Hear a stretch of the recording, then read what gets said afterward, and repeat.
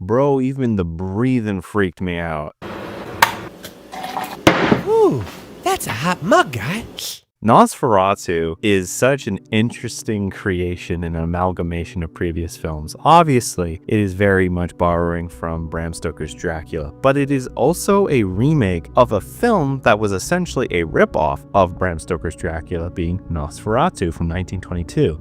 I had the rare pleasure of being able to see this movie a few years ago with a live orchestra, and while some parts are a bit cheesy, there's some decent attempts at horror, especially for 1922. This film was actually even banned in certain countries when it came out, and almost all existence of it was destroyed by Bram Stoker's widow in a lawsuit, which, yes, this is quite literally a ripoff of Dracula in all but name changes. So I found it really cool that Eggers would take that movie and make a modern day adaptation of it. Maybe because Francis Ford Coppola's Dracula is so good, he was like, you know what, why don't we take this version and adapt it into a different means? And dude, this is one of the most tension-filled movies I've seen in a long time. Even though I know the story, even though I know how things are gonna go, I still felt hella uncomfortable in a lot of scenes. The film is portrayed with such a sense of growing dread and terror, and that really helps with how Eggers and his returning cinematographer, Jaron Blaschke, apologies if I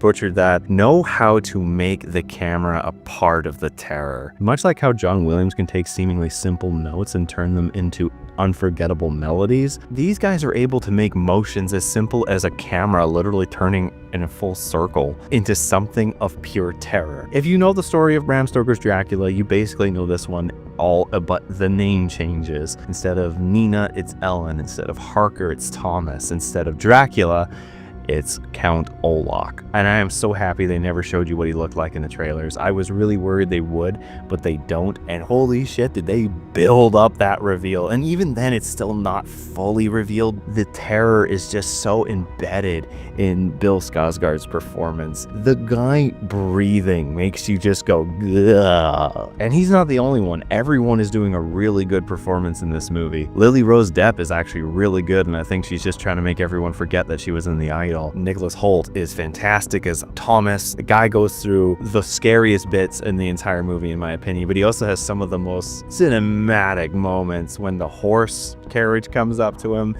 in the moonlight.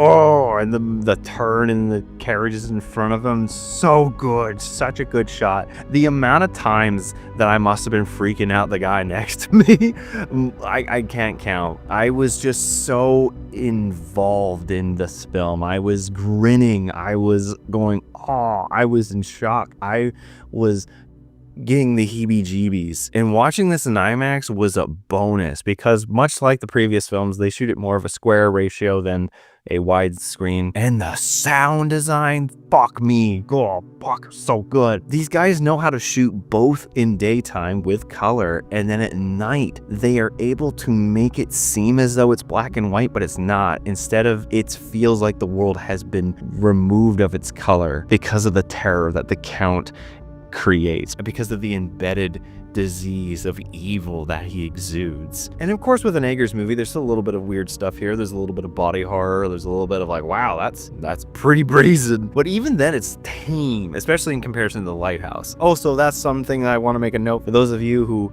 like The Lighthouse but had really no idea what the fuck was going on. This film is much more straightforward. He is absolutely just tapping that horror up to 11. As the characters are going through their trials and they're encountering these moments of evil, the Count is just, it doesn't sound like Skarsgård, it doesn't look like Skarsgård. Every time they reveal a little bit more of him, you get more and more freaked the fuck out by him. This movie is nailing down the core elements of what can make a cinematic or a visual horror story work. When you have fantastic cinematography with great visual storytelling in terms of how the camera moves, sound design, both the music and the gut-wrenching sounds of the movie just getting under your skin, making your goosebumps pop, and the actors going full tilt with the absolute madness that is happening around them. Lily Rose Depp does some really really weird shit in this movie, and absolutely give her credit. Like I said, definitely trying to make everyone forget about the idol. The part that I was most excited for was admittedly the ending. We know how Bram Stoker Dracula ends, we know how the original Nosferatu ended, so I was curious what he would do, and I was pretty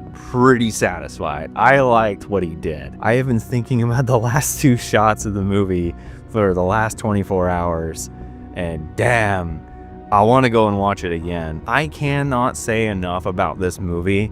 I feel that it is one of the best movies I've seen this year. I think that Eggers has really mastered this kind of balance between people who like his really weird as fuck movies and general audiences, and he just makes something that is perfect. This guy's only made 4 movies so far, and he is still yet to miss, and I am very much excited to see what he does next. But in the meantime, you should absolutely go and see Nosferatu, because my rating for Nosferatu is a 7 out of 7. Damn, guys, I was expecting this movie to be good. I had high hopes for it. I was not disappointed at all, but I did not think it was going to be this good. I must have freaked that dude out next to me so fucking much. But those are my thoughts about this movie. Very curious to see what you guys have to say.